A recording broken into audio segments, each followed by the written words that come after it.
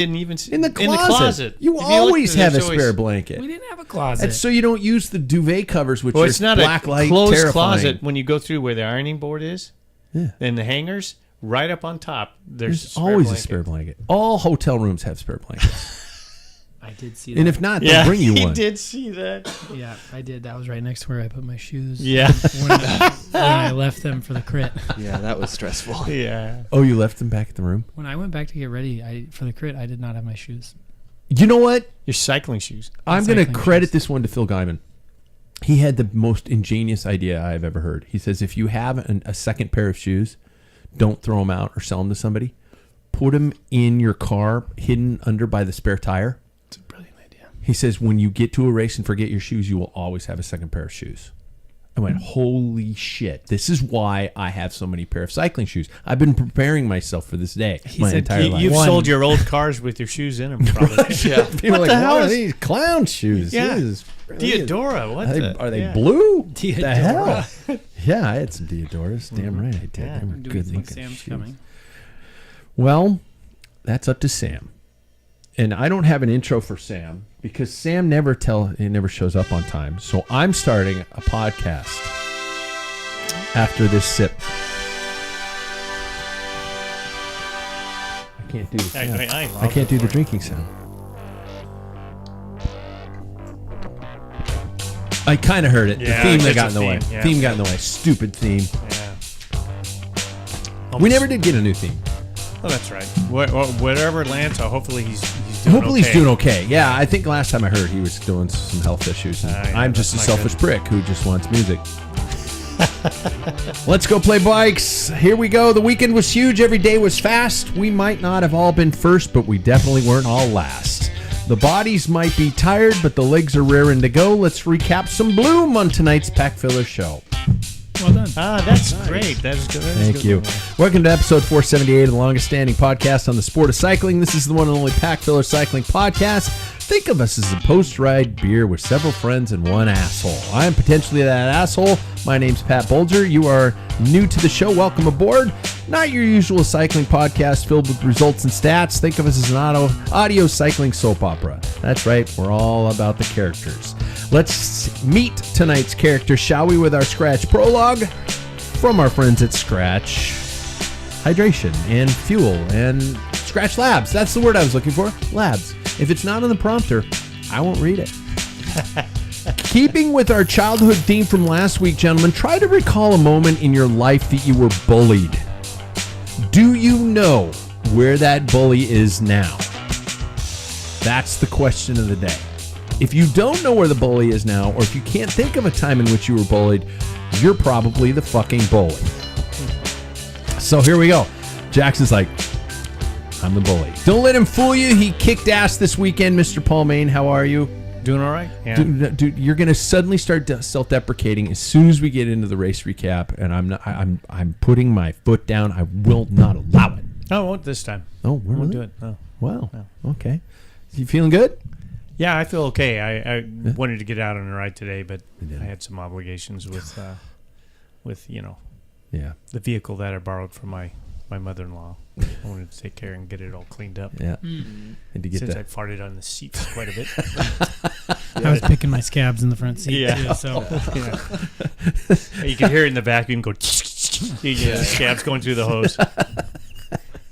That sounds so Yeah, I gross. got it. That sounds so Yeah. gross. But I get it. You know, and it's nice to know that doctors pick their scabs, because I was always told that was a terrible thing to do. Because here's the scar. Yeah. It's getting well, and you get blood all over the place, like your hotel room sheets. Yeah. Jesus, I watched. Anyway, Paul, were you bullied? And if so, do you remember the bully?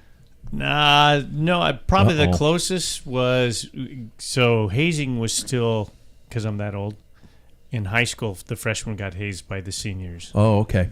And there was one guy, his nickname was Big Owl. Big Al. He wasn't very smart. Okay. No. Big Owl, just give you an idea. We had a guy named Ted who races bikes. He had to quit racing bikes because of head trauma. Okay. But he's a couple of years older, and he had I think the record for a 2 mile in the state. Oh, wow. And Big Al told him he's running in the wrong shoes.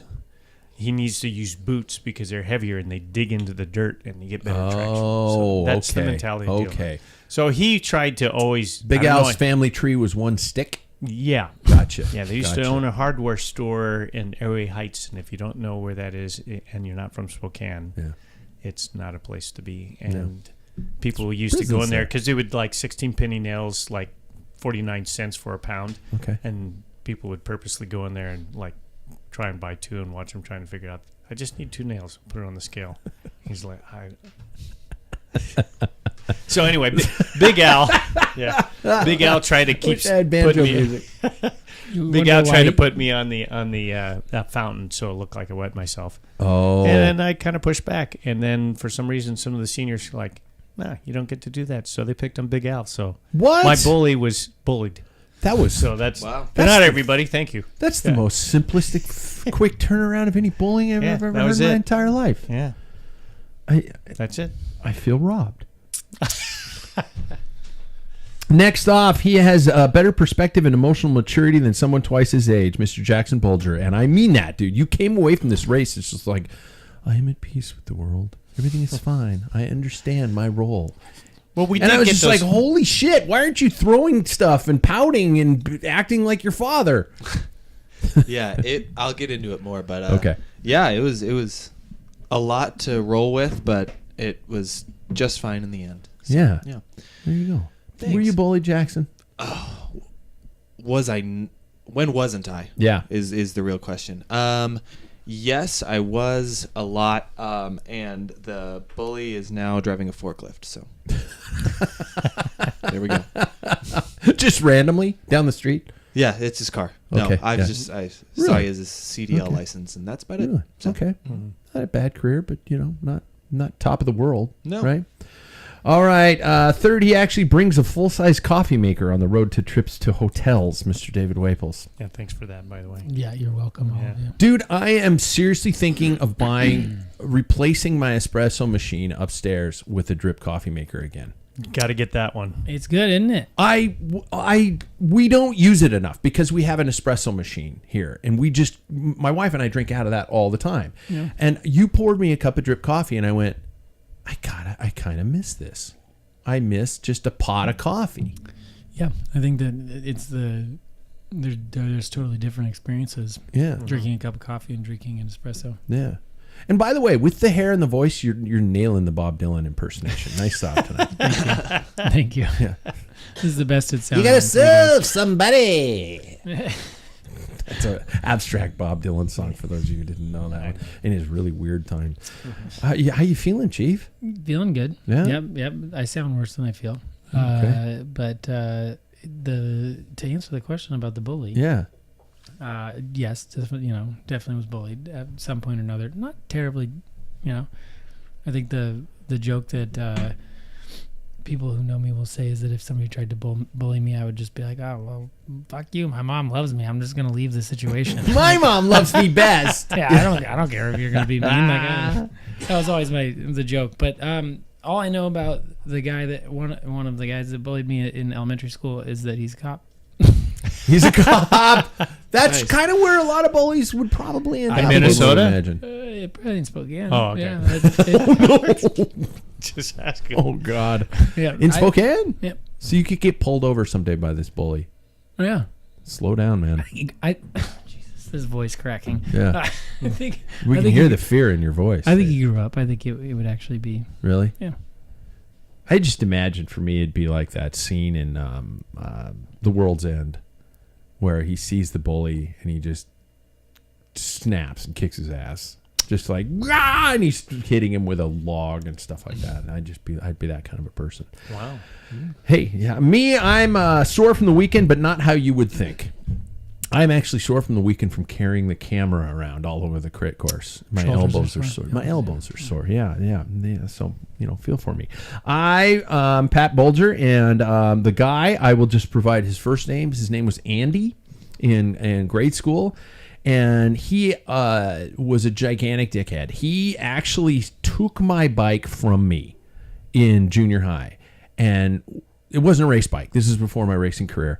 And took my bike and actually was riding it around and thought it would be funny for his friends if he rode it full speed into a curb.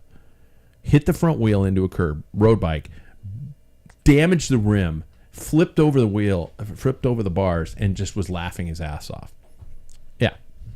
I don't know where he is, but I really hope it's somewhere kind of, dark, damp, and composting. Yeah. In a kind of a Edgar Allan Poe's last moments, in the gutter, kind of a thing like that.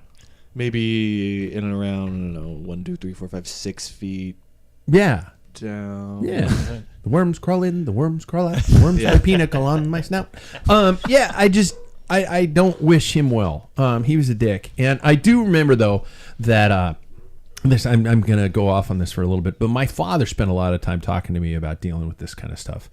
And he actually was like, you might have to throw a punch back at some point in time in your life. And one day in grade school, in 8th grade, I did. I fought back. And I was doing a lot of ski racing and a lot of lifting, and I was finally losing the little pudginess to myself. And I fought back, and I fought these guys. And I remember, they all kind of jokingly walked away, even though I was doing okay by myself. And I looked up and I saw the principal, and he was watching this whole thing. And I thought, oh, I am so fucked. And the principal just looked at me because my dad had been talking to him. Principal just looked at me. He slowly did the slow blink and nodded his head, and he turned around and he walked away. It was like a freaking 80s movie. It's just like, way to go, sport, kind of thing, and walked away. Mm-hmm. And I ended up working with that man in later years as a teacher at the same school. I never brought it up to him. He's retired, and I never brought it up to him. I just said, remember that time you let kids fight on your playground as a principal? Really good job. Mm-hmm. Gentlemen, I know how your cycling life is. You have all participated in arguably one of the bigger races in the calendar for the year, the Tour de Bloom, the only time we have to truly drink. Mm-hmm. Moratorium on the Tour de Bloom. There it is. There it is. And came away fairly unscathed or mentally scarred. Can we all agree? Mm-hmm. Yeah. Physically, maybe scarred. No, David, your crash was beforehand. That was the week before. Yeah. On a mountain bike. Yeah. Wow. You really feel, Paul. To start, gentlemen, I'll go around the room starting with Jackson. Describe your weekend in 5 words or less. Okay, so learned a lot, had fun. Yeah. Booyah. Yeah. Okay. Yeah. Okay. Paul? Did the best I could. Holy shit, that was 5 on. Spot on. I yes, I'm counting on my fingers for those of you just listening to the show. David? He's thinking. 5. There are blankets in hotels? Question mark.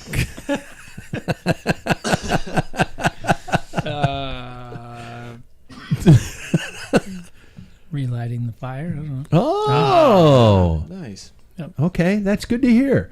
And I'll just open rapid fire. What I didn't race this weekend. I just want people who are listening to know I did not race this weekend, and I'm going to get to that in at the end of the show or something like that. But I went and watched things like that. But what was your highlight moment? If anybody had to pick a highlight moment, anybody can go. I'll open up the floor.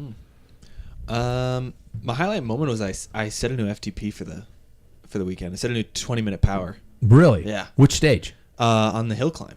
Oh, I did a lot better on the hill climb than I thought I was going to do. Wow. Yeah. So that was... You willing to share that number? Yeah. It was, I think it was like 320 something. For 20 minutes? Yeah. Jeez. Yeah. I averaged 315 for that whole stage. For a whole 4 miles. Wow. That's pretty big for me. That's pretty big. Not what I do. That's pretty tough. Yeah. You guys got a highlight moment? I think this one's going to sound weird because I didn't finish the crit. But there was a few laps in there where, this is what I'm talking about by relighting the fire, where I just felt the ease of moving through that fast of a pack, and it was really fun. It was not long, it didn't last long because my body gave up for other reasons, but it was very fun, and I wish I could have another chance at it like next weekend to do a crit that next fast. Well, that's what I mean. I wish it was sooner. This race was fast. I mean, for those of you who follow our social medias, this wasn't the stuff I was shooting on the big camera, but I took out my phone and shot some footage of you guys coming through, and the video does not do it justice with how fast you guys were going. The corners, the cobbles, moving around people. It was just like, yeah, it was incredibly fun. When I think back on the weekend, I keep thinking about that. And Yeah. then obviously. This is, by the way, the Tour de Bloom in Wenatchee, Washington. First weekend in May. And it's been going on for how many years, Paul? Gosh, I did it, I think, 2012, 13, and 14. So I think it was been going on before then. Yeah. So. Yeah. Now a UCI women's a 2.2 rated race. Yeah.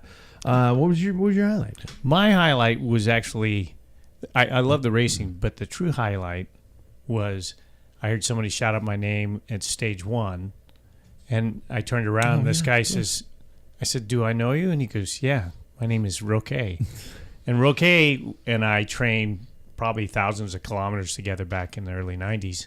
And he was a student up at GU. He's from Belize. Yeah. And he brought a friend, Michael, up and his daughter, and they raced the weekend. And his son's graduating at GU this week.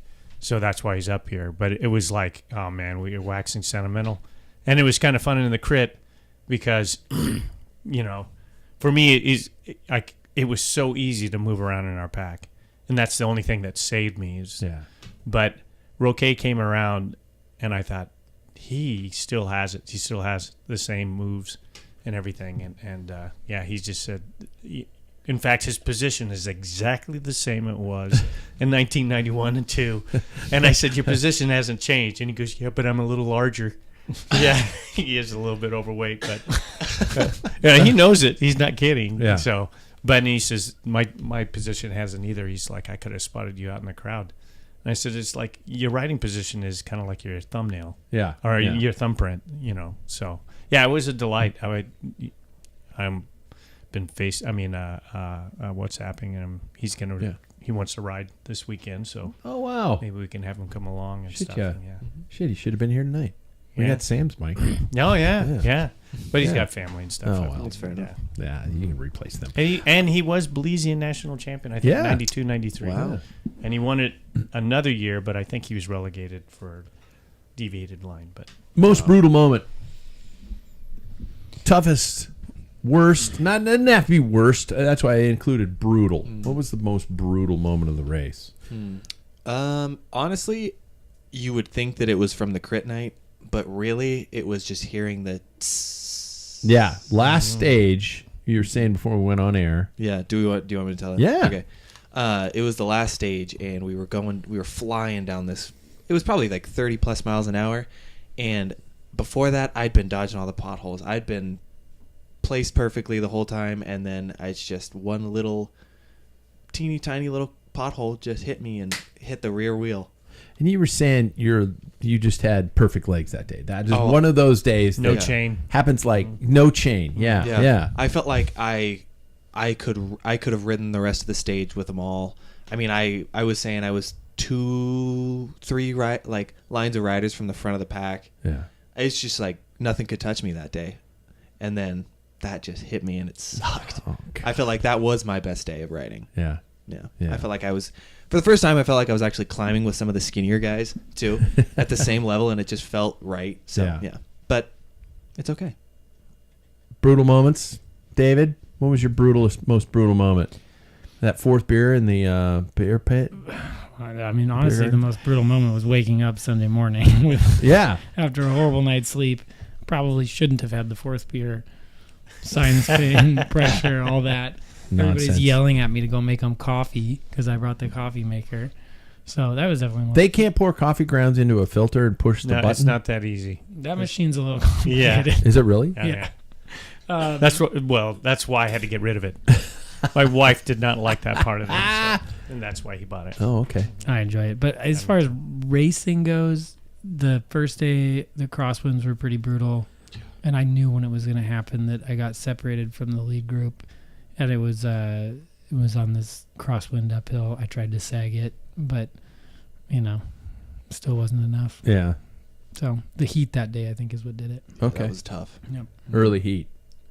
Paul, what was your worst? That'd be first day, last lap on the road race. And Probably I did not feel. Yeah, it was on the feed zone. Okay. The first time around was full gas and everything. So I mean, I was hanging on by a thread like the whole race. I never felt like I was in a groove, and I just thought I just surfing wheels. That's the only way I can just get through, And going up that hill, I just cramped up so bad that I just like one-legged. Oh no! And then just watched them go away, and that was it. I was by myself. Oh no! Mm-hmm. So. Talk to me about the competition. This was beyond regional in many ways. This wasn't just a Northwest kind of a group. There were a lot of people who traveled to this thing. What did you learn about yourself in terms of the competition, in terms of the level of competition? Anybody can open it up. We don't all have to answer, but if you got something to throw it in. The first day I was like, I'm not up to scratch with these guys. But as the weekend went by, it kind of taught me that I think I am. I think there are a lot of cases where I think I can compete, and it's just like that confidence that you need to learn, especially because this is the biggest race I've ever done, and the first time I've ever done something this big. But it is also interesting because we talked about this, I think, at one of our dinners, how a lot of the guys coming from, say, I rode in the car with a guy from Canada. Mm-hmm. I rode we were riding with people from all over, and they're racing a lot more than we are before this, and so they have that edge. That edge before we do.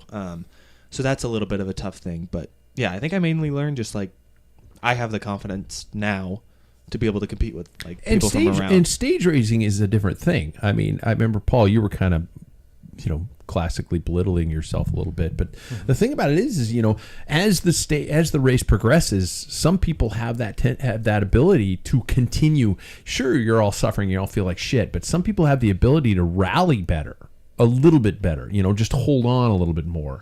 And you sounded like, Jackson, you were kind of in that mode. You were like, okay, as the race progresses, I'm still feeling reasonably okay by comparison. It felt, the last day was your best day. It was weird because I think I said this to you. As the days went on, I actually felt better.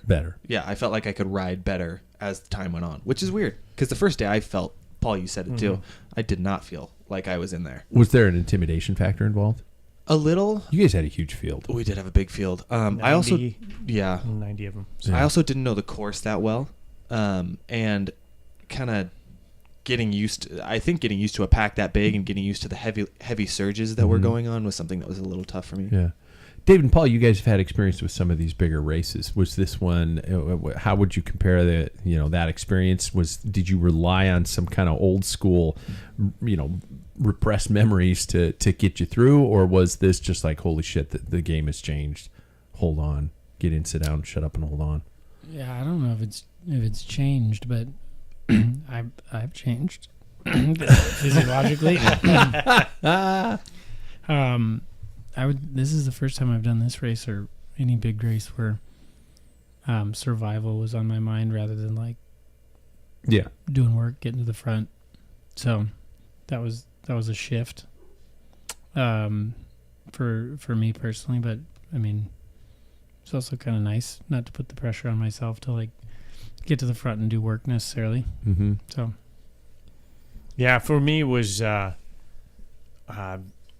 not so much my field so much, but I think watching it kind of reminded me back in the days of Washington Trust Classic. I mean, fields of 90, 100, and like that. I hadn't seen that. You just don't see 90s. that anymore around here. No. Yeah. So, I mean, that was kind of fun, and I wish I had the fortitude to stay up a little later and watch the Pro 1-2s. But it went till 10 o'clock, and I was the first one off at 9 in the morning. 10:30, yeah. I did it, yeah. See, I couldn't have made it, and I had trouble sleeping that night. But I think talking about, there's a guy even in my field came up from, I think I heard he was from Santa Barbara, California. There's a couple of guys from California came in, came up even in the Masters group. A lot of Canadians came down, and please don't be mad at us. This is not our fault. It's the other guy. So we're happy you're here. Yeah, we're happy you're here. It was great, and I kind of feel. I mean, I'm crazy about racing, but I kind of feel like David said, to just lit the fire again. It's like, did it really? And do you remember I was in the crit? We were walking together, and I said, "Fuck, I love this sport." You did. Yeah. It's like, oh, you shit. kind of. That's It awesome. wasn't as Yeah. loud as what you just said because you said it. And I thought you were saying it to yourself, and I was like going, "I heard that." Yeah. Yeah. Yeah, I mean, it's just Yeah. overjoyed. It's just like this is what I get out of cycling. This is the whole reason I ride my bike or things Wow. like that. So Wow. yeah. Anyway, What would you do differently? In other words, is 2026 already something that you are willing to commit to? Mm-hmm. Yes, Jackson says. Yeah. yeah, 26, 27, 28, 29. Yeah, I'm not Really? stopping. Yeah. Wow. Okay. I Okay. will always race my bike. That race. That race, as long as it's going. If there's no family obligations, Sure. always. I mean, I enjoyed it back, like I said, 2012, I think it was, 13, 14. It was a great race, and there was only 2 stages for, I think, did I do Cat 3s or 40 plus or something back then? So, yeah. I was talking about 2026 before we started the first stage with Sam, so How so? I wanted to do it. It's just fun to like make a whole weekend of Yeah. hanging out in a hotel room, Yeah. riding your bike, getting your legs tired, eating. We're probably going to do the same thing next year. Watch the crit late and have beers and try to survive Sunday and Yeah. eat a sausage and a German beer afterwards in Leavenworth. Yeah, So, that was great. I did the same. Okay. All right. Any notes for the people who are in charge of the Tour de Bloom? Anything you'd ask for, recommend, even praise? I know that as a race director, you want to hear some of those things. You just don't want it to come in in an angry email from somebody who's got a bob blonde haircut and wants to see the manager. I have one thought. Yeah. I'm just not sure that in a 2-3 race that we need to be racing 75 miles on the final day. I just don't know that, I think everybody in that field is not a professional. Why are we doing professional lengths? Yeah. It was, to me, because to be honest, there was 20 miles in that race at least where nobody did anything. Really? Because there were no attacks. There was somebody off the front, and it was just kind of maintaining. Take it out, make it a faster, harder day. That's my personal. I mean, I've never been one to advocate for shorter races, but nowadays I'm just like, I got a job. I got congratulated by Strava for riding 4 times last week. That hurt. And I loved that first day because it was just over 2 hours. It was brutal 2 hours. Yeah. And I mean, I survived on Sunday, but I was like, 3 hours. It's never a very eventful 3 hours. There's always dead time. But shorter races are always active. And starting at 1:00 in the afternoon. That was tough. Yeah. For being somebody, being realistically, for somebody who has to drive home that day, starting at 1:30, 3+ hours, We got getting home in at the 8 car, last night. going home. Yeah. You to work the next day. Yeah, and that's just a problem with so many categories. Absolutely. They, Big race. That's something Yeah. they probably can't control, It's just a matter of fact. I mean, I went off at 9:20, and there was 2 groups before me, Yeah. at 9 o'clock in the morning, and who wants to go watch the crit until 10:30 at night, wake up and go do a race? Yeah. And it's just Think how of it has to be, unfortunately. The only criticism I would say was that road race, the final road race, is a bit too easy.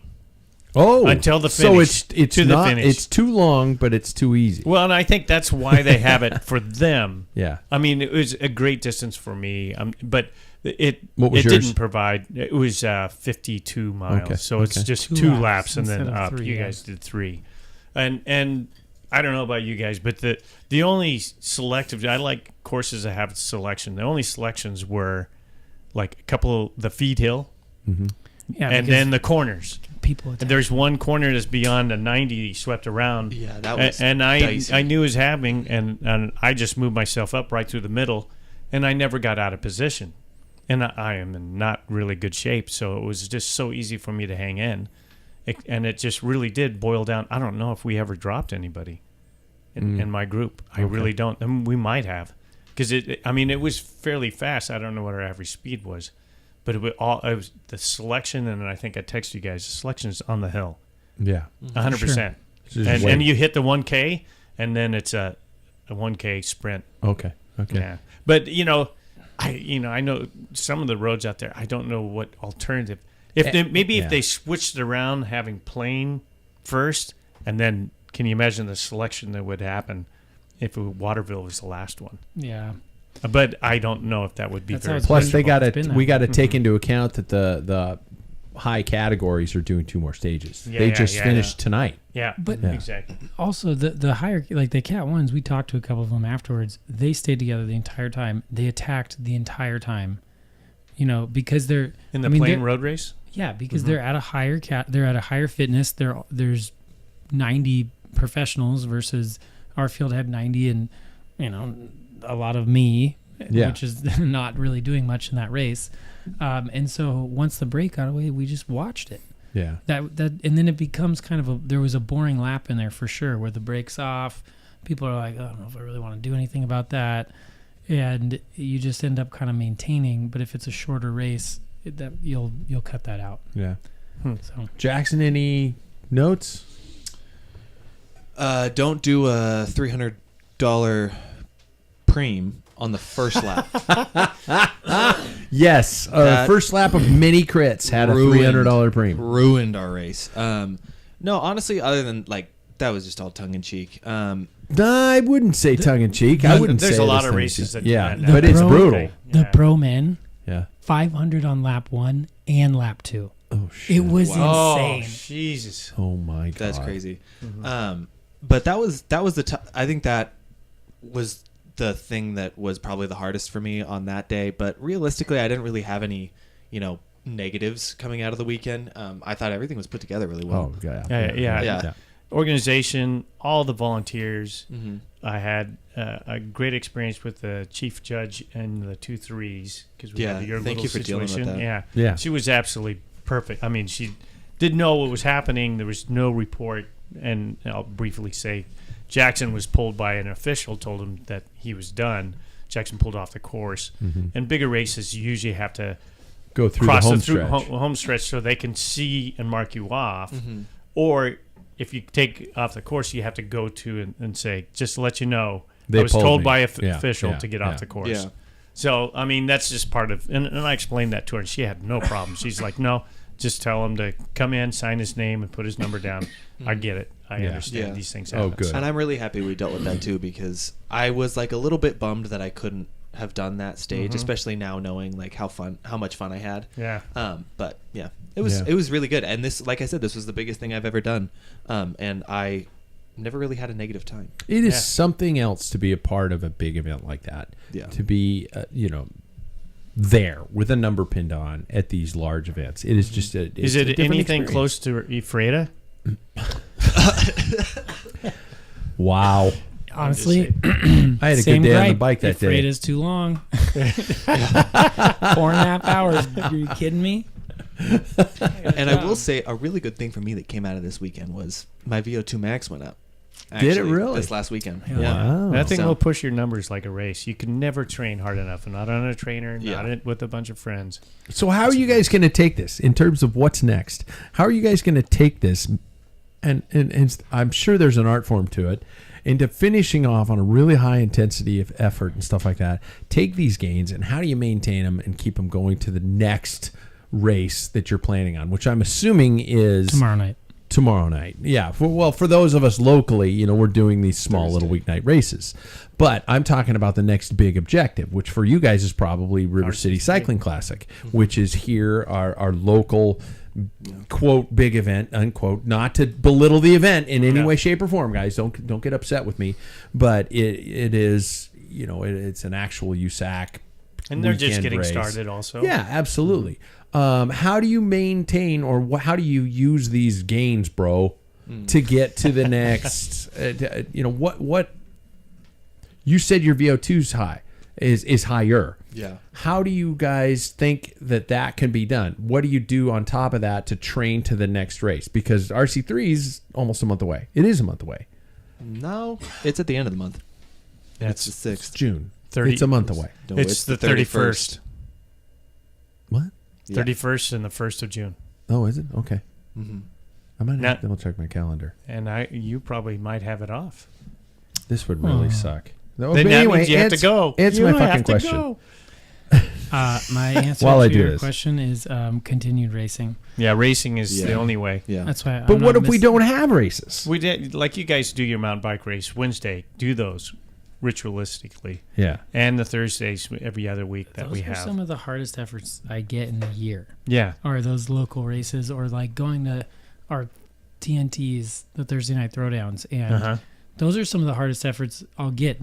They're not the hardest 2-hour efforts, but they can be the hardest 5 or 10 minute efforts I'll do all year trying to whoop, so and so. Your neighbor. Down the street. Yeah.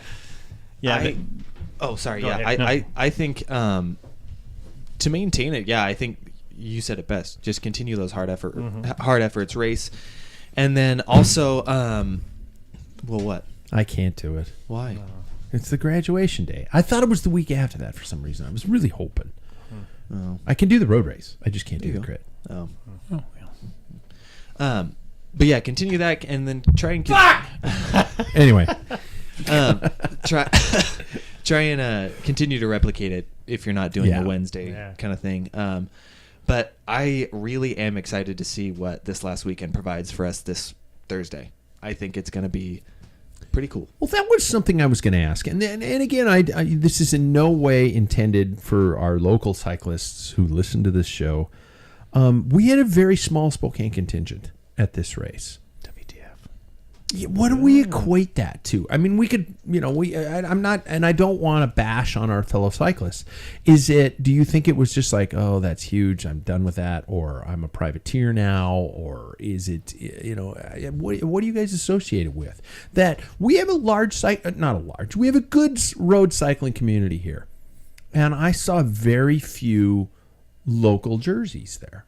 Well, I found heard it odd. I heard from one of the guys that one of the teams, most of them did the weekend before a very hard gravel race.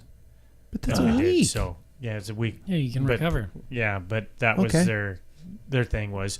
And think about it, maybe the expense. And I think this is the one that they got first and second last year, so they're kind of defending their position on that race, and it's down in the gorge. And I believe that's where it was at. So they had a road trip, they had hotels, expenses, and that does make sense. Yeah. Okay. But who in the hell chooses gravel over this? Yeah, that's where the problem lies. What is a savings account for if not to blow it on bike races? Exactly. Screw your retirement. Yeah. I do think a couple of things. For one, a lot of our current excellent cyclists around here. I feel like a lot of them really started around 21 when racing fell off. Okay. And if you haven't been a part of big races like this, it probably is pretty intimidating.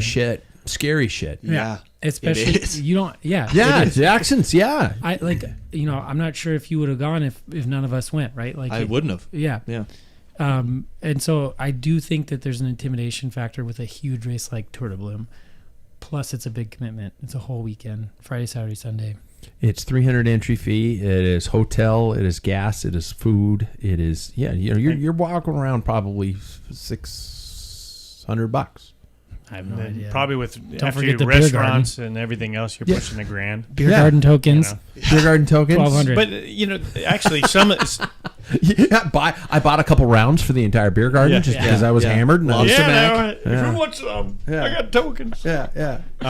But some of the guys that went to that gravel race the week before have raced this in the previous race. Yeah, that was just their selection. But I think it's huge. You remember back in the Washington Trust days. I mean, you'd see team vehicles come in, and it is intimidating. When I was a Cat 4, I was like, I'm an imposter. I'm not a bike racer. Look at these guys. They all have the same bike, and they have the same. Even Cat 2s, were all like everything matched. Yeah. And I'm out there with like a checkered. Yeah. I'm not even Lycra. Nylon. Yeah, something weird. Polypropylene in a 90-degree day.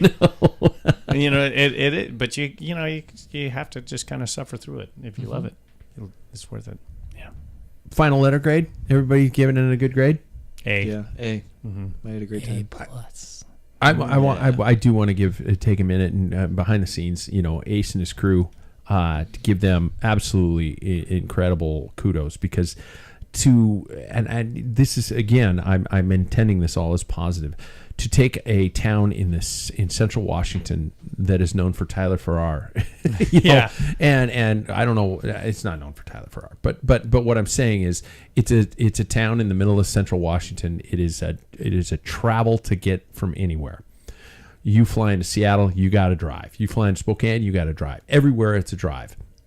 They have taken that town in Central Washington and made a world-class cycling event, and it is so effing cool to see. They have a formula, and I know from if you haven't heard my interview with Ace, look it up, listen to it, because the guy is more than happy to help people make bike races happen. The formula is not dead. You just need a community to get behind it, and that's not easy, but if you're a nice guy and if you talk to the right people and you network and you use these types of things, these events can happen. Road cycling doesn't have to die. And thanks to Ace is not a cyclist. No. He just likes watching bike beer. races. He likes beer and he likes watching bike races. Yeah, He thought was it was cool. Yeah. On after the crit, David and I were standing there, and he's like, "What the hell happened, guys?" I was like, "Do you know David? Like, do you know me? Like, what are you talking about?" He's like, "That was unbelievable out there. What just happened?" Yeah, he was just like talking to us. Yeah. Out of nowhere. Yeah, he was pretty proud of himself for creating such a hellish dynamic with that $300. Yeah, shit. He was like, "What did you think of that?" Yeah. By the way, that's out of my own pocket just because I wanted to fuck with you. Yeah, exactly right. A great guy, though. I liked him. Yeah, he's a good guy. Right on. Well, I guess as with all things, because it is. By the way, I have the Giro d'Italia start sheets. Oh yeah. It is a cycling season. We probably need to get to the kind of that stuff. So it's time to probably switch to our news. Oh, we got the old news. We got the old news? Yeah, we got the old news. News and commentary brought together through a little help. This is a different one from you, our beloved fans of the Packfiller. That is right. It's taken some time, but our Patreon or however you pronounce it, is up on the website. And folks kind enough to join our list of patrons is going to get exclusive content, early release, and discounts on some of our favorite products as they come across. You can cancel at any time, and every penny helps us. Not only keeps these guys in beer, but it helps us get creating more fun and exciting content. I don't want to turn into one of those, please God, I don't want this to be a fucking PBS pledge drive or something like that. But I do want to say that it takes money to keep the lights on, and we got a lot of I want to put out a lot more interesting content and different content, and so it's happening. It is happening, and so with your help, we can make it happen. And we do have a couple patrons who have been with us for the time I didn't even know they were with us, and I'm going to mention them on the next show. I'm going to start doing that. Just start calling attention to it, because these guys have been donating for the last 6 months, every month, and I didn't even know it. No, yeah. Great guys. And so I'll bring that up. Story number one, Caleb Ewan is to retire effective immediately. I don't know if you guys saw the story today, putting an end to his 11-year career just months after joining Ineos Grenadiers in a last-minute contract. Ewan and Ineos shared the news on Instagram Tuesday morning, coming as a surprise to the cycling world. He has won twice so far this season, once at Coppi Bartali and once in the Tour of the Basque Country. Thank you, Paul. And he won stage 2 and did not start the third stage. And he said, and this is a quote from Caleb, thanks to our friend at Cycling News, "After much thought, I've decided to retire from professional cycling effective immediately. The sport has been a major part of my life, shaping my path and offering experiences I'll carry with me forever." He found himself without a contract, in case you didn't know, into 2024 after breaking his contract with Jaco Alula, but failing to find a new team. He joined Ineos on a 1-year contract at the end of January. Despite finding success in Ineos, he explained that a turbulent 2 years have affected his relationship with professional cycling. He said, "For as long as I can remember, my world has revolved around racing. The intense routine, the sacrifice, the search for constant improvement, the hunger to win. It's been my rhythm, by identity, but once I felt like everything to me no longer does," he had said. He was quoted as saying, Oh, and he continued on. The truth that even when I crossed the line first, that feeling, the one you chased for years, faded quicker than it used to. My experience of the past 2 seasons, in particular the second half of 2024, has taken a significant toll on my relationships within the sport. Thank you, Paul. So, my first question is thoughts on a, quote, immediate, end quote, retirement. Sus. I hate to say it, but do you equate it to burnout, or because we're cyclists and because we're passionate about the sport of road cycling, does something else potentially pop into your mind that scares the shit out of you? Sus. In terms of, yeah. Well, I mean, you're going to about doping. Mm-hmm. I didn't say it. You said it. I saw in your eyes. We did that thing again. I didn't have my doping eyes. DOPE. Yeah. MS 13. Yeah. But sorry, I'm political tonight. I mean, it also sounds like maybe he just did something to, piss somebody off. You think so? You don't think he walked into the main offices of Ineos Grenadiers and went, I can't do this anymore? Possibly. It could be, I don't know if there was a contract that he, maybe he just thought, I can't do this. I don't have the, fire in my belly anymore. And there might have been, who knows, I don't know his contract. Maybe it was more bonus based because he was a late signing. Yeah. That had to be victory based. And he's like, I'm not going to make much money this year the way things are going. I mean, he did get a victory in, He did. So, but obviously he's just not what he used to be. I'm in a room of, and Jackson, I'm assuming for you in advance, lifelong cyclists. Talk to me about the imagined, and what I'm imagining, or the assumed pressures these riders are put under. And here we are as bike riders who are like, you guys just all went, hell yes, I am back for racing. I am into racing. I'm into this. I love this. I have the fire in my belly. This is a different level. We can all agree. I mean, that's a duh. But what kind of pressure do you guys assume these guys are under, and how do they deal with it? I mean, I couldn't imagine being under the pressure of waking up every day, and if you don't produce something like spectacular in a generation of spectacular, then you're not really good at your job. Yeah, it's like the weight of the world on your shoulders every single day you go out to work. It's the classic filmmaker comment. You're only as good as your last project. Mm-hmm. And I also think about a guy like Caleb Ewan. I feel like he kind of got caught in that in between generation of like, he was right before this current crop of like sprinters can climb all of a sudden. Like he was like that tail end of like the Cavendish, like just rockets, little like pocket Head rockets, down so low your chin is hitting the front of the bars. If you have a computer on, you're gonna bump it with your chin just that low. Boom, and pocket rocket. And then a guy like Peter Sagan was in there too, who was mopping up for him in sprints, but because he got dropped on climbs. So it's like he was never in that right spot, and to constantly be like, you have to win, you have to win, you have to win to make all your money, he's not gonna. Yeah. And I couldn't imagine having to deal with that mentally. Yeah, it is a job. If you think about this as a job, and we all have jobs. Yeah, we've and several of us have left jobs. Yeah, exactly. Yeah. And you are, your wages are based on your performance. Yeah. I mean, if you're hanging out and looking on your phone, you're going to get fired.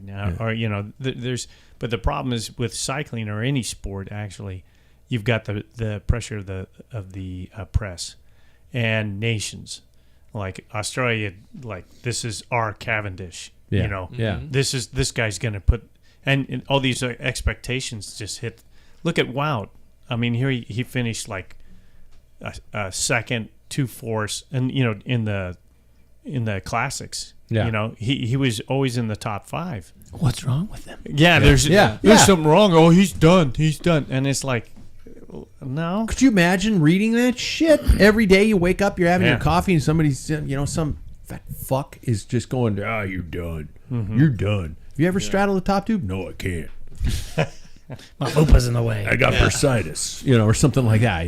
Chronic bursitis has bothered me my entire life. But you're a piece of shit. It's like, fuck? Yeah. Well, Hey, well, come on. there's so many angles we don't know. And, for us as amateurs, this is just for shit and giggles. And we had it this weekend, and that was great. And that's what keeps us going. Be pretty cool to see Wout van Aert sitting in the beer garden having 4 beers. Yeah. Oh my God. I'd buy him one. Could you I would imagine too. a guy like Wout showing up to a race like that?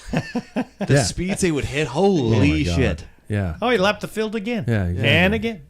And that's what's so unbelievable about all this. I mean, what I was going to ask you guys is, and this is no way belittling you guys as cyclists, because, we're dedicated to the sport. We're training for what we do. We put in the time we can.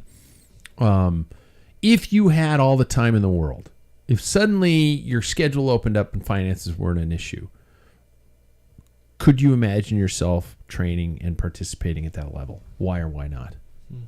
No. No. Why or why not? I thought about it a lot this weekend, actually, because there were people in the Pro 1 field that Sam and I were teammates with at one point. Some of them were people that were like really unimpressive when we were, 7-8 years ago before I went into medicine, and Sam stopped racing at that level as well. I don't know what the fuck he did. But, He started taking naps. Sam started taking naps. Measuring seat posts. Yeah. And that had me thinking, like, man, what if He's going to hear that and just go, fuck you guys. Anyway. That had me thinking, like, what if we had stuck with it, like, instead of pursuing alternative passions? And, I had a lot of fun this weekend because of the people that were there. I had fun because I was riding my bike. I feel like I had more fun than the people that I used to race with that were there because they're on a team and they may or may not even have wanted to be there. Wow. They had obligations to be there. I chose to be there. Nobody told me to go to a race. I mean, yeah, it sucks that I have to pay for things now, but at the same time, I feel zero obligation to anybody at a race. I'm only there because I paid for it. If I wreck my stuff, it's my stuff. It doesn't matter. Like, if it's all because I want to do it now. Yeah. And I can only imagine, that having that level of, responsibility makes it less fun. So I don't think I would. I think I love what I do. I also love riding bikes. Pretty happy with the balance at the moment. I wouldn't try to go pro. Paul and Jackson, Jackson, you're the youngest of us all. You could potentially, tomorrow, because you're young enough. Yeah. Here's $1 million. Yeah. Don't go to work tomorrow. Just ride your bike. Yeah. Yeah. Race. Here's my thing. I think about the commitments that you have to make outside of the racing. The traveling, the never being home, you have to watch every little calorie that you eat. You have to constantly be on it, and if you're not going to be at that level. Mm-hmm. And that does not sound like a life that I necessarily want to live. I think I want to give myself those moments of relaxation. I sometimes want to take a deep breath, and I feel like sometimes these racers don't really get that opportunity. And also, this last weekend, it was fun going into a race and being like, let's see. Let's see if I can do this. I want to test myself, and if I don't do well, it's not my paycheck on the line.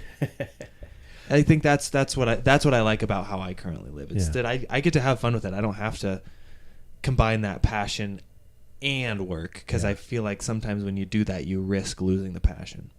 Paul, you and I can both attest that there were a time in our lives where we did try to pursue it. Mm-hmm. We were on that trajectory, I guess you would say. Mm-hmm. You more so than me. No, we were both at that point. And I don't want to ask if there are any regrets, but what could you have ever envisioned it happening, knowing what you know now?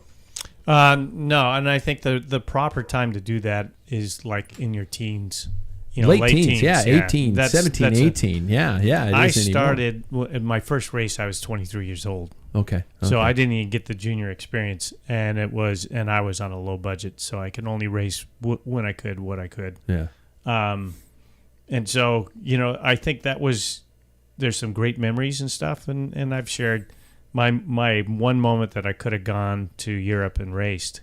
I chose to go to college, and at that point in time, I think I was 25. And I'm thinking, college. I think down deep, I knew that I wasn't going to make it, but it would be fun to race over in Europe and have a story to tell. Yeah. And it was obvious on, especially when I came across a guy named, oh God, now I can't remember his name. Dave Nicholson. Nicholson. Is it Dave? I can't remember. But he actually made it he was a runner, and within 1 year he went from Cat 4 to Cat 2. I think he was Cat 1 the next year, and he was back in the 94. He's picked in the 94 Olympic long team back when they had the team time trial. No, okay. Do you remember him? I don't. No, I can't remember his first name. Jack's yelling at his. Yeah, he is. Yeah, he is. Right now. But anyway, yeah, that guy that's somebody who really has it. But it was still, just the journey to me and what I had, and I brought up Roquet too. There's just like, man, I just got flooded with memories. That was a great time, just on the bike and spending 4 or 5 hours even training and the road trips and all that. Yeah. It was. I'm glad I did it.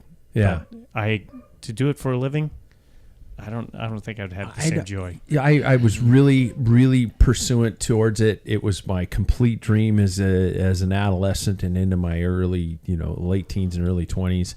It was all I thought about. But personally, knowing myself now, I would have gotten.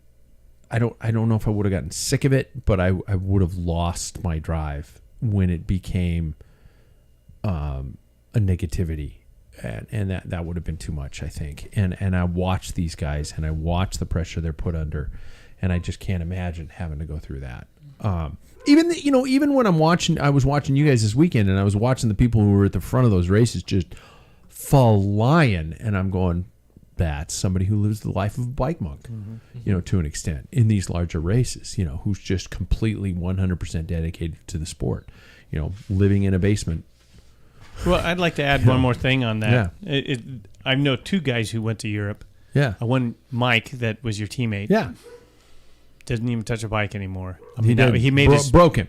Yeah, it broke him. But there was same issue with the other guy was Nicholas. He was from the west side too. He was younger, quite a bit younger than I was. But I came back, and that was because of drugs. But that was that time period, and they didn't want to cross that line. Yeah. But they threw everything in. And to me, I'd like to think if I was presented that choice and I chose not to do drugs, I'd still race, come back home and race. These guys don't touch a bike. It's interesting also seeing some pros who retire who keep riding because of their love of the bike and their love of the sport. And then you see some pros who are just like, I'm done. And it's because it's retirement from a career. It's a job. And that bike was the job, and I don't want to go to work anymore. So it's interesting to take it all that way. Okay. Thanks, guys. The Grand Tour season, in case you didn't know, officially underway, first with the women's welter, which is providing all kinds of surprises. If you're paying attention to the women's welter right now, it's actually really kind of interesting going on right now. If you aren't watching it, you should. And the 2025 Giro d'Italia starts this weekend. So I wanted to, while my dog continues to bark upstairs because my wife isn't here. So that's Bender for all of you guys who don't know. And no, I'm not a fan of Futurama. But I asked Paul because he gives us really good perspective on this kind of stuff, on the parkour and what to expect this year with the Giro's parkour, and if how to put any predictions together about this kind of stuff. Yeah, it's kind of an unusual course. So there are 3 stages in Albania in the beginning, the first 3 stages. Second stage, there's only 2 time trials, stage 2 and I think stage 10 after a race day. Rest day. When I looked at the course, I wasn't studying too much, but the real GC starts happening on the stage 16. They haven't. Okay. There's only 2 mountain top finish in this Giro, but that doesn't mean it's not it's easy. They don't really. I don't think they hit the Dolomites this year, but they go to David's favorite. Yeah, favorite. They're going up Motorola. Yeah.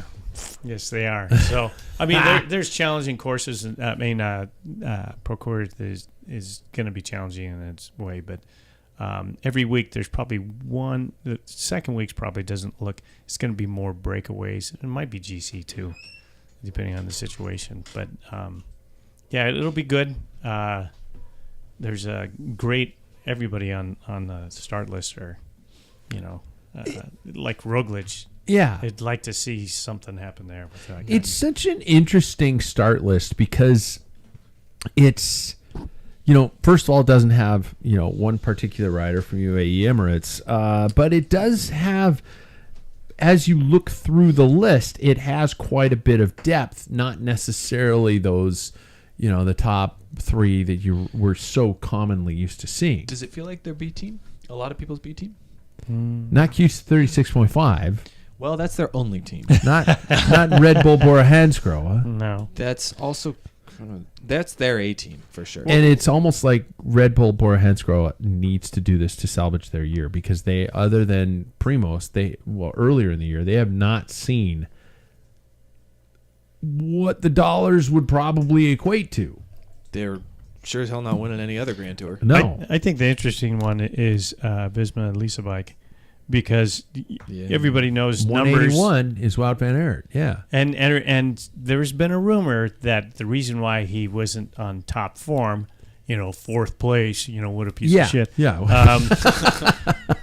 Is that he's put a focus on that. But I'm looking down, there's Simon Yates down there. And they have Coy for their sprinter. So maybe Wout's seeing how far he can go on this, as an effort because of the Kelderman, Kruijswijk, Van Baarle, that is not a bad team. That's not a bad lineup. Yeah, for stage, they look more stage-oriented, though. Yeah. They don't have but... Wait, silly maybe question for the listeners. Obviously not me. When you're something one in these standings, is that supposed to indicate that they're... You're the team usually leader. Indicates the leader for the team. That's who they point as That's the going to leader. be their GC guy? Typically. Yeah. Or So at if you least look their at- central focus, be it stage wins, be it whatever it may be. So Good thing Roglic, explained you can that go to down the there. Listeners. Yeah, this yeah. is for the listeners. Yeah, strictly for Bernal. the listeners. Cross this Quintana. Quintana. Nairo Quintana. Yeah. Racing Nairo for Quintana. Movistar again. Yeah, Mm-hmm. yeah. Let this like sands through the hourglass. So are the days of Movistar. So there's a lot going on. What names other than Roglic stand out to you? Carapaz. Richard Yeah, he Carapaz. hasn't done much this year, but you have to wonder. He's done well. Well, he has won it before. Yeah, he has Mhm. in Ineos colors, but yeah. I EF think wants a Grand Tour really bad, don't they? Who? EF. Yeah, yeah. I think everybody wants a Grand Tour really but bad. I think aren't they like kind of on a... Yeah. I think if Richard Carapaz won the Giro d'Italia, it would be gigantic, and this is going to sound horrible for me to say. It would also be a sign of the apocalypse. Damn it. It's kind of a little... If I'm wrong, I would love to be wrong, because I got 6 more signs that I know are already there, so we can just start, digging a bunker. I think Juan Ayuso is one of those. Yeah, Mm-hmm. yeah. Landa for Soudal Quickstep is riding well. Pidcock, obviously, going into this big. Derek G is riding well for Israel Primatech. I'm excited to see what Tom Pidcock looks like riding for himself in a Grand Tour. Yeah. I'm interested. Egan Bernal was showing signs of life. He broke his collarbone recently, but I don't see him at the top step. But I would be I would probably create a tear in the corner of my eye if I saw Egan Bernal either across a stage win or on a podium. Would be I'd be one of those guys. I'm not crying. You're crying. Yeah. Guy who won the white jersey last year, Antonio Tiberi. Mm-hmm. Yeah. I think the interesting thing is XDS Astana team. They have Elisi. Mm-hmm. I think he has. I don't know. He's got so many stage wins He in the loves this Giro. race. Yeah, and they were like in the pit for being relegated. They had more wins up to now.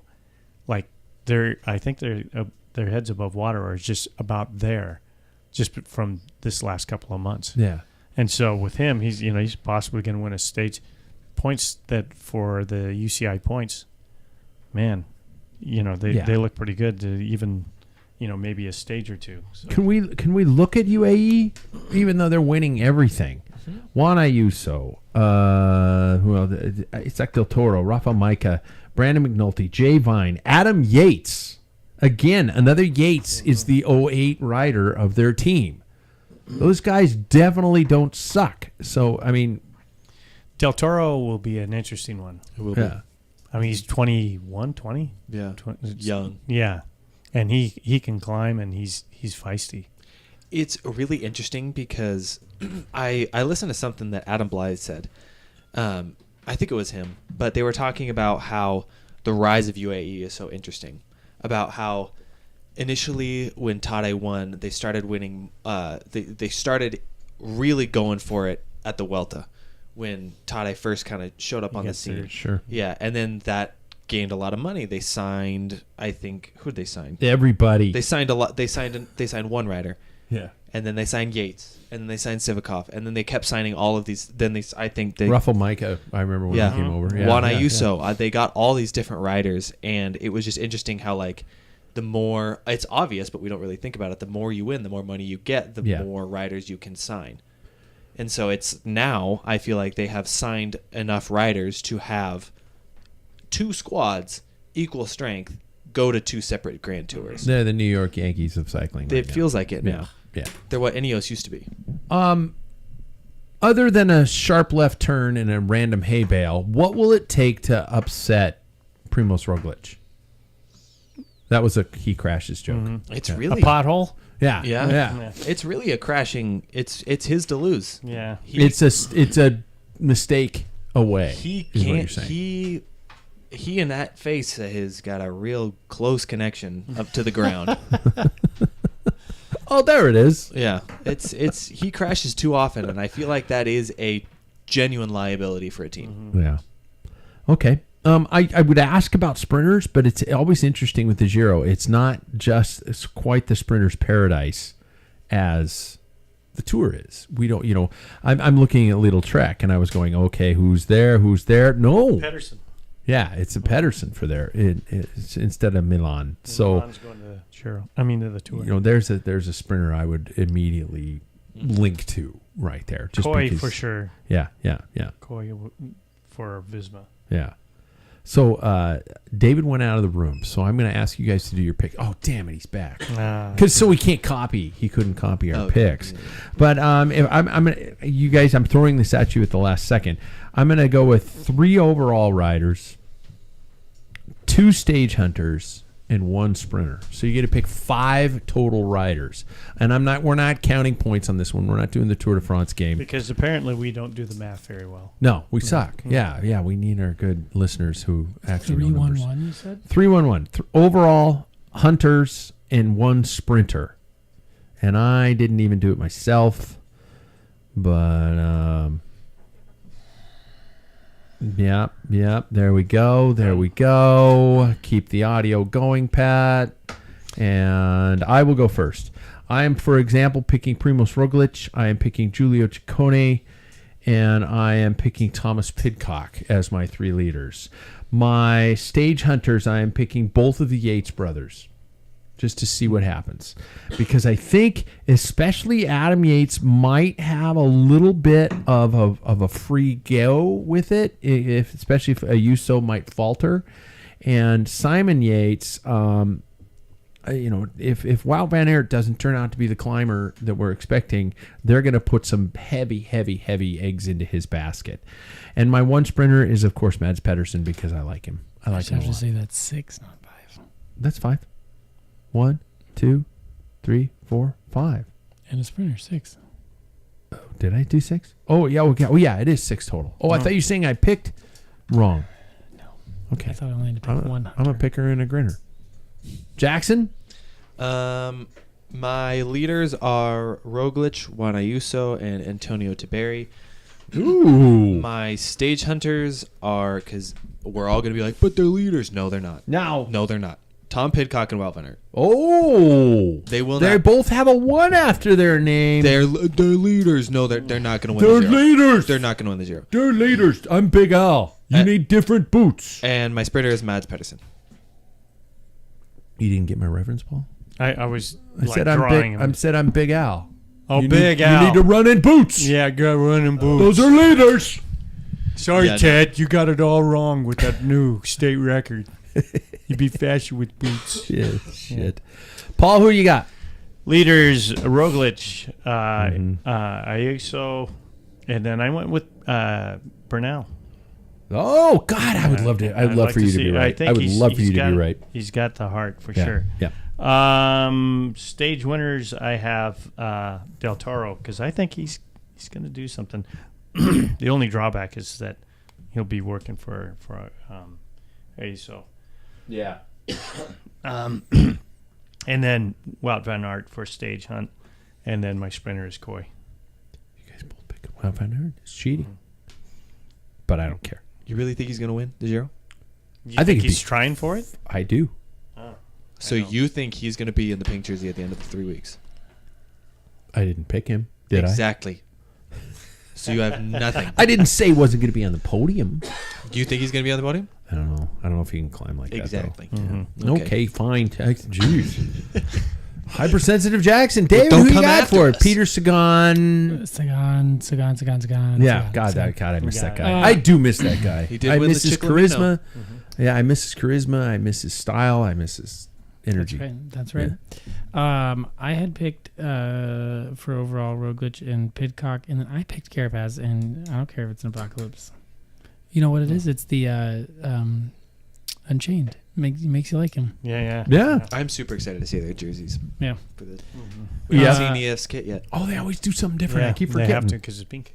Oh, that's true. For hunters, I picked Wout as well because I agree. I don't think he can do it, but I think he'll be motivated. Okay. Yeah. And then Adam Yates, because I thought he was maybe going to be a stage winner, and then I realized that there's this 1 through 8 thing. So I'm going to put him as a stage hunter. And then is Brandon McNulty a sprinter? No. Time trialist. That's right. All right. But Matt Pedersen. Okay. Oh, before For those of you who turned up your iPads really loud, or iPods, Jesus H. Christ, how old am I? And then we got loud after David whispered that. But yeah, I forgot to mention for my sprinter. That's what I said. yeah, I forgot to mention stage 9. yeah. It finishes in Siena, and there's gravel, and you know what that means. Siena is the finish of Strada Bianca. It is. Pidcock could have a good day. Yeah, he could have a stage win, and same with Wout's won that race too. And in his day, Egan Bernal. I was going to say Bernal's pretty good on the gravel he's won it too. also. Yeah, yeah. Well, there we go. Let's I not can't forget- wait. How are you guys dealing with this shift from the individual days to a stage racing?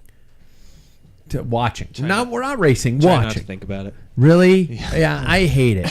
I hate it, but I'm okay with it. I get into it. I'm like, okay, it's a stage race. I miss this is it. Yeah. In 4 hours, we're going to know. Uh-huh. I'll tell you what, though. 3 There's weeks. nothing that gets me more excited than 3 weeks in July. There's something like Christmas-like about it. I love it.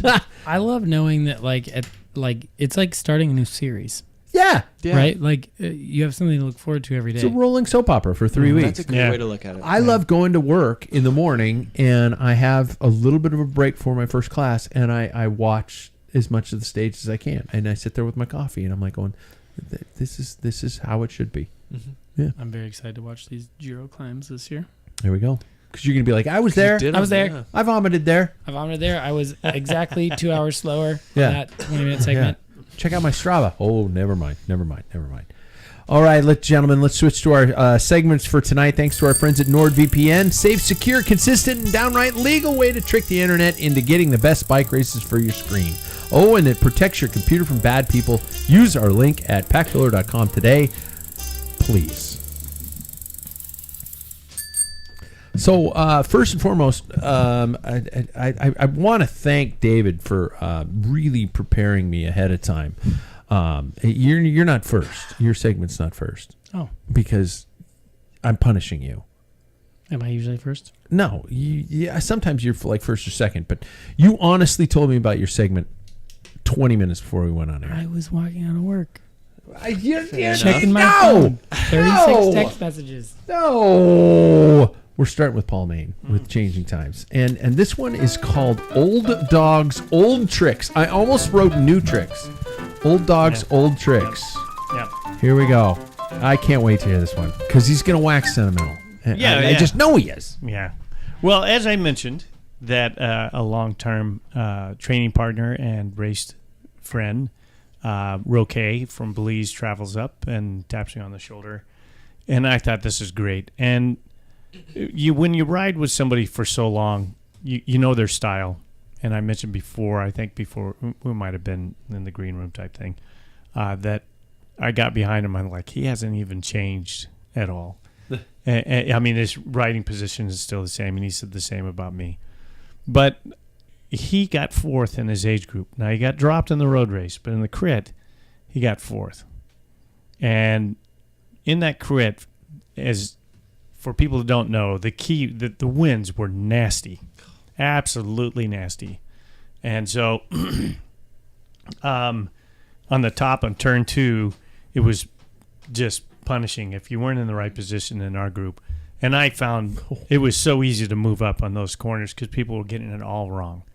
And probably about 5 laps into it, I figured out the pattern, how to get. And I moved up whenever I wanted to. There's times people would swarm on the tailwind section, and I could easily not use much power because I'm not fit.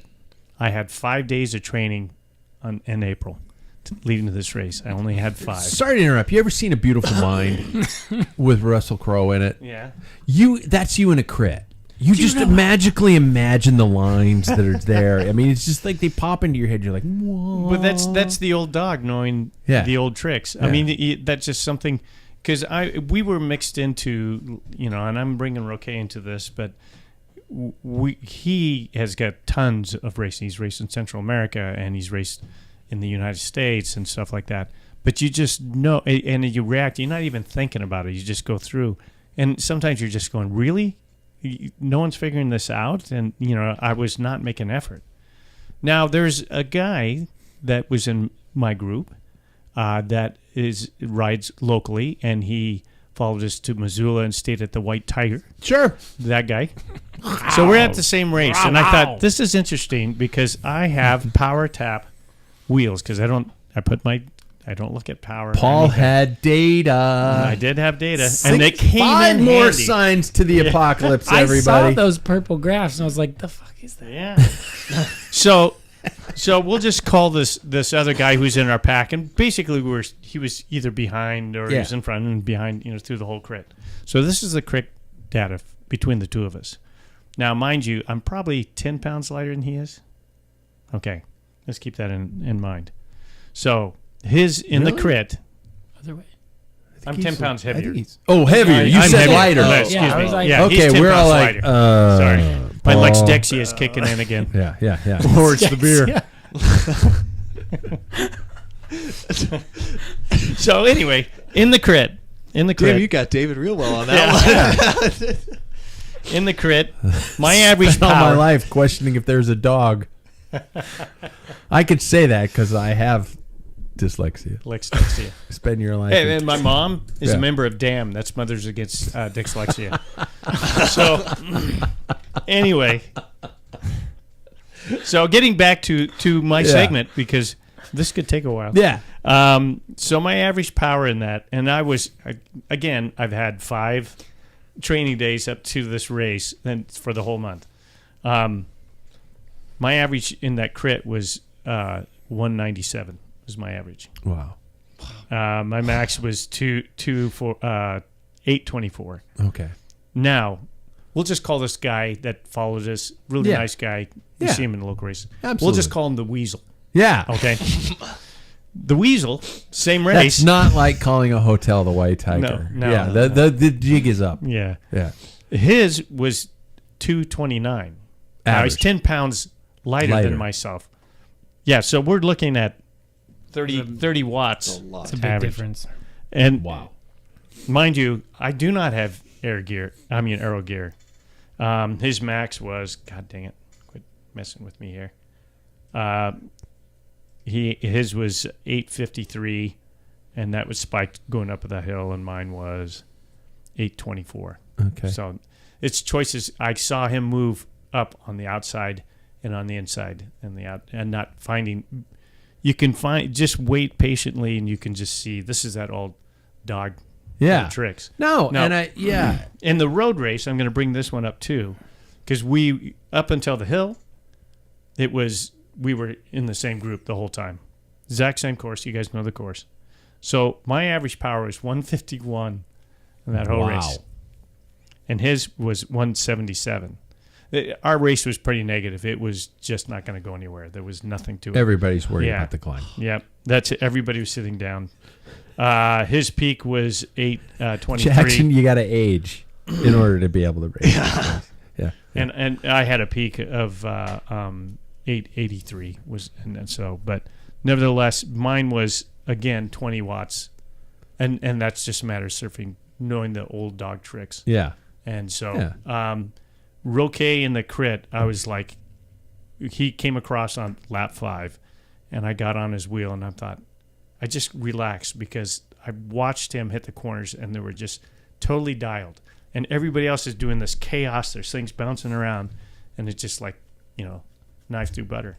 So this is the thing, is just like you position at the start. I knew, because we had a very short crit. It's only 25 minutes. Yeah. That was the start, and all crits is very, very important. Yeah. And like Jack said in the earlier race, early when he was here last week, is that hill is everything. You've got to be in position, be in that top quarter of that, and it becomes easier. And that was an example just of the power. So I do want to say, because Paul won't say it, that Roque came up to him and said, I was only cornering well because I followed you a couple laps. Well, he said, there's somebody that knows how to corner. That's what he said. And so he followed you. Yeah. But he could do it too. I would probably have done the same thing. There we go. I'm just saying. Well, you just deserve credit. So to ask Dr. David for tonight.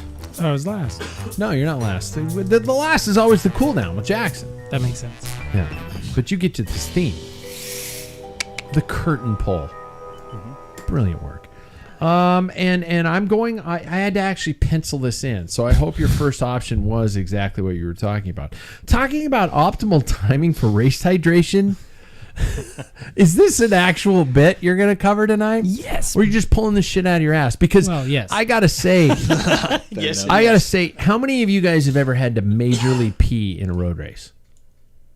I made it to the finish. You did. How about this? When do you guys, well, first of all, another downside of 3-hour races, when do you guys stop drinking before a race?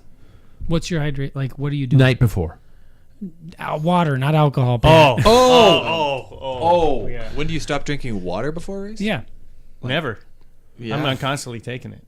I'm terrible at hydration, so I almost was true about the night before. I'm terrible at hydration. I suck at it. I don't pay attention to it. I drink through the night. I drink in the morning. And you drink up until the start. You'll drink in the hour leading up to the start. You would drink a whole bottle. Yeah, but think about this. Prostate is amazing. Think about this. How many times have you seen me during the show take a pee? Yeah, never. Mm-hmm. I've got a 1 liter bladder. I told you I've tested this out on the job site. He did. So. On a job. Yeah. I'm usually drinking quite a bit of water. It's not probably a whole bottle of water before, like, You're during. sipping. Yeah, I'm sipping. Yeah, that's about me. But I want to make sure that I'm hydrated. Here's why I thought this was relevant. Because I don't know if anybody else has been dropped off the back of a race while peeing, but I have been. While peeing. While peeing. I have been dropped off the back of the race because I took a pee and they attacked and I could not get back on, and it was humiliating. And in the race on Sunday, Sam came up to me at one point because he had taken a pee, got dropped, and had to chase back on. That's why he wasn't with us? Yes. Oh my God, I didn't know that. And so he came up to me and he was like, hey, do you need a pee? Because we were both doing the same water routine beforehand. And I was like, kind of, yeah, but I don't want to get dropped, because he was offering to go back with me. And I was like, I knew this was a bad idea, because Sam's strategy, I'd never have understood this. He will chug his Nalgene, his like that tall, what is that, like 32, 60? 30, it's about a liter, yeah. Yeah, he will chug that within 2 hours of the race. That's a little too much for me. And it's water, it's not electrolytes. Yeah. And I was really worried at this race because there was no neutral feed. And so I was drinking, in the hour leading up to it, I drank a whole bottle and then a little bit more, like a regular race size bottle. And within 30 minutes, I had to pee. And I was terrified the whole race because I was like, I'm not getting dropped off the back of this race. Can you guys pee while riding? Nope. Yes, but I've never done it. Never done it. In 40 years of bike racing, I've never done it. It's harder with bibs as opposed to the days with half Oh, shorts. yeah. Oh, You yeah. almost have to like get a little bit going before you start. I would piss In all your over pants, myself, yeah. all over my bike. It would just be a train wreck. And I'd probably piss into the wind and end up getting in my It's face not or something. a pretty process. Yeah. So that's why I was thinking about looking into like, when do you stop? When do you stop? When do you stop? Yes. So, I mean, this is exactly what I thought. If Sam wasn't a part of the process, I typically won't drink within like 90 minutes of a ride or a race unless it's small sips, very small sips of a That's hard. electrolyte mix, not just water, because I don't want to fill my bladder. And the thing that Sam and I were talking about was once your bladder's full, it's really hard to drink, right? Like if you have that feeling of a full bladder, it's hard to drink. And in my head, I was like, is there a physiologic reason you don't want to drink? There is not. It's all psychological. There's no hormone feedback that tells you don't drink. It's all psychological. You're like, my bladder's full, I shouldn't drink. Sam was struggling in our race to drink in the first lap because he had to pee so bad. And admittedly, so was I. Yeah. I let myself get a little dehydrated before I started drinking again because my bladder felt full. I went straight from the finish into a porta potty. And then waited for Sam to finish after that. Probably the whole way going. Exactly. Yeah. So, but in general, the recommendation really is the water you're drinking will start to be processed within an hour to 2 hours. So if you cut back drastically on your hydration 90 minutes before, you should be hydrated at 90 minutes, and then you're doing small sips. Not like maybe half of a mouthful of something salty before the race to try to prevent your bladder from filling in the race. Clearly, you guys don't struggle with this, but it is a thing. People are peeing off the back of the race all the time, and if they attack while you're peeing, it's really unfortunate. Yeah. No, well, it's just yell from the back of the race. No fair. Wait. To be honest with you, I'm a sipper. Yeah. That's all I do is just constantly. As soon as my mouth's dry, I'll take a squirt. And I'll probably go through 22 ounces or something before the start of the race. And within 15 minutes of the race, I make myself go pee. And then You do? good. Yeah. Okay. I peed 3 times before that race within 30 What minutes of the size is start. your bladder? Jackson, Well, you guys know it's small. Jackson, you've always been a peer. When you were a kid, you were always just like, Yeah. Does this affect you? No, kinda. Sometimes it just depends. Huh. Like certain times this last weekend, I was first day really badly dehydrated. Oh. I got back and I was like, oh, I'm not sweating at all. Oh, shit. So that was bad. Second day, it didn't matter. The third day though, I only had 2 bottles, so I was also worried about not drinking enough instead Small of bottles too. Yeah, I had like my REI ones. I forget how big they were. 20 ounce or something. Yeah, No, were they're like big ones. They were like the training ones. Yeah, they're 24, 26. Yeah, they were like the bigger-ish ones. Yeah. So I had to like very much modulate how much I had. But I never really struggled with peeing situations. I had to pee really bad at the first TNT we did this year. Yeah. But that's, it's not really. Yeah. I couldn't imagine a Tom Dumoulin moment, but, that's beside the point. I was so worried about that on Sunday. That's taking the Browns to the Super Bowl. Oh, God. That's taking the kids Too to many the pool. gels. Yeah. Yeah. It's usually after the race. But Yeah. no, That's I feel dropping like, the grundage. That's prairie dogging. That's turtle heading. That's touching cotton. That's Yeah, it's touching touching cotton. cotton. Yeah, Now I feel like an outcast. I'm the only one who has to watch how much they drink. Well, Well, you did have 4 beers. Can you train your bladder to get bigger? Yeah, probably. Can you That's stretch probably it? what I've done. Can you stretch it? Yeah. I kept sitting there thinking, just ignore the pain, David. Your bladder will stretch. Just think about your blood pressure's increasing the whole time. Yeah. His hips Heart are rate. his hips are waffling back and forth on his saddle because his bladder's so full, Yep, I was wobbling for sure. making a slushing sound. Yep. Like- Ew. It's a big old water balloon ready to burst. Yep. And then it did. It looked like a pregnant woman in 9 months. Yeah. Water broke. Oh, jeez. Must be time to go to the hospital, hon. Is that offensive? I'm not sure. I can't tell anymore. I did have a Pat's Pulpit, but I'm not going to do it tonight. Okay. You sure? The only thing I was going to say is I don't know why I didn't experience FOMO this weekend. Wow. At no point did I experience FOMO. Good. I was in the moment with you guys. I was having so much fun watching you guys. I was watching the event. And I used to not be able to attend bike races for a long time because I would get so upset with myself for not racing. And at no point throughout the entire 24 hours I was there did I go, damn it, I wish I was out there. Mm-hmm. And that's not saying that I don't want to be a bike racer. I love being a bike racer. Maybe it's because I had my events that are on the horizon or something like that. Mm-hmm. But I had so much fun watching you guys and being just a dipshit on the sidelines. Yeah. It was cool. It was cool. Now I know how Taylor Finney feels. Yeah. That's it. That's the only that's the only thing Taylor and I have in common. But let's go to not style points. That's because it says that. But changing times, not bad shit. Cool down with Jackson Bulger. I'll edit that out. Yeah, it's whatever. Yeah, you will. No, I won't. Sorry, Jackson. No, you're fine. So typically I have like a question for everybody. Yeah. But I couldn't think of one. And I don't know if this last weekend really provided me with any questions. Instead, it just provided me with like perspective. And I just kind of want everybody to, have a conversation about it. This last weekend was probably one of my favorite bike racing weekends I've ever had ever. Wow. Yeah. Mm-hmm. And it didn't really go that well. And that's okay. And I think, as I said at the beginning of the show, it helped me learn a lot. I got to figure out how to race with really fast people. I got to figure out how to survive. And I figured out a lot about myself, that there's reason to have a little bit of confidence. And I'm really thankful for the opportunity that I got to race with like two of my best friends out there. Like we all went at it and we all supported each other in every possible way we could.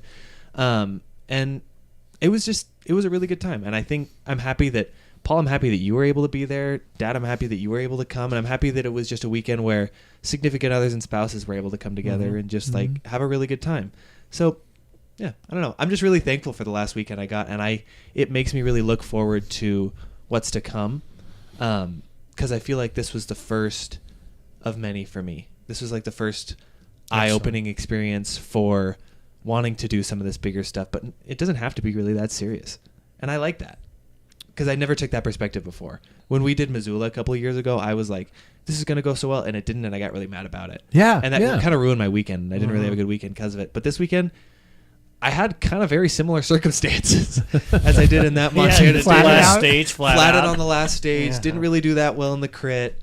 And, well, the time trial was honestly a very different story this time around. But little victories like that I took away from it, and just thinking about, like, I'm better than I was then, but I think I'm just better mentally now. So, I don't know. I'm proud of myself, and I'm proud of the whole group coming together. Sam and I were talking on the way home that, like, we wouldn't be racing if we didn't have people to race with still. It's not, like, I would never go to this race by myself and just spend the whole weekend alone racing. Like, it's fun to get dinner with everybody, have that, like, everybody that we hang out with and ride with, like, our community there. So I think hopefully that's why you enjoyed it so much, is because it is, though. It's the like team dynamic. And that was another question that arose in my head as we were having the conversation about why other people didn't come. Is like, we do have, it sounds a little bit cheesy coming out, but we do have like a brotherhood in a way, going to these races, and like we're a bunch of friends just hanging out. We don't necessarily need to go and win, but we just like to go and race with each other and like race for one another. Yeah. Order the same food as each other. Yeah, lobster mac. That was great. That was a great lobster mac. My French dip was gross. Was it? It was not good. Yeah, it was not good. How about your guys'? My mac and cheese is pretty damn good. It was worth the wait. Yeah. Son of a bitch. Yeah, but wrong choice. I will say, you guys, in the same breath, that was why I went. I was like, all the guys are going. I don't care if I'm not racing. I'm going. Have some FOMO. No, I went.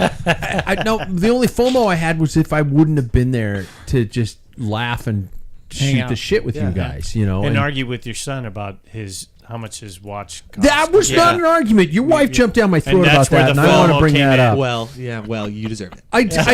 Well, there is a certain percentage of ball busting that goes on within the dynamic of this group. And I just kind of just barely started on the ball busting. And your wife, who is my daughter-in-law, and I introduced her this weekend as my daughter-in-law. Somebody was like, why do you guys have the same last name? And I went, because she's my daughter-in-law. So we are related. Yeah. Yes. And I will say that she went immediately to your defense, and she always does this to me. She busts my balls by giving me shit. Yeah. And I was just like, fuck.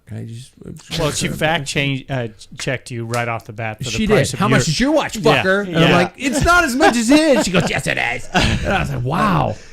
Jesus Christ. She's not coming to Christmas next year. Yeah, I'll tell you I that know. much. See, are you going to spit in her food? Yeah.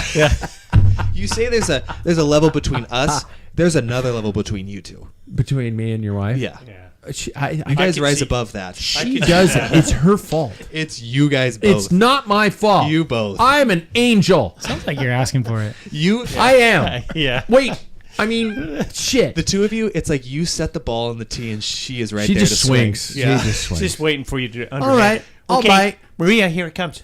Yeah, it started back in the day when I would occasionally make a Taylor Swift comment. I would just be like, she wrote this about her boyfriend, and I just saw her just like, the red eyes when you just see the true rage. It's just like, oh shit, here we go.